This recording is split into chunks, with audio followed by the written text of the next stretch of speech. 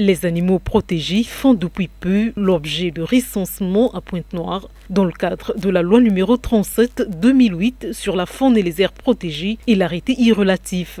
Cette campagne fixe les règles strictes de conservation et de gestion de la biodiversité. Paul Galloy sur le cadre juridique et les démarches à cet effet. D'après notre législation, nous savons qu'il y a des espèces à travers l'arrêté 75 portant la protection des espèces intégralement et partiellement protégées. Nous avons des espèces classées intégralement protégées qui sont intouchables et des espèces partiellement protégées. À cela s'ajoutent des espèces sans statut de protection. Ça ne veut pas dire que ces espèces n'ayant pas de statut de protection peuvent être manipulées par les communautés telles qu'elles y pensent. Non.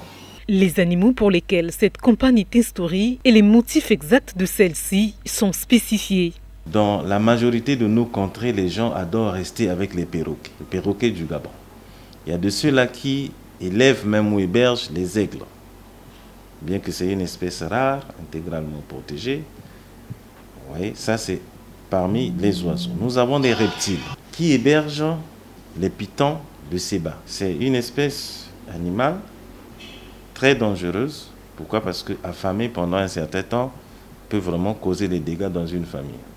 Vous avez les vipères. Il y a des gens qui s'amusent avec les vipères du Gabon, par exemple, pensent que c'est une espèce, oui, qu'on maîtrise, mais ça reste un animal, et puis ça reste un animal sauvage. De ceux-là qui détiennent également des crocodiles, on ne sait pas. Peut-être des crocodiles nains, qu'on appelle couramment en lingala ngoki.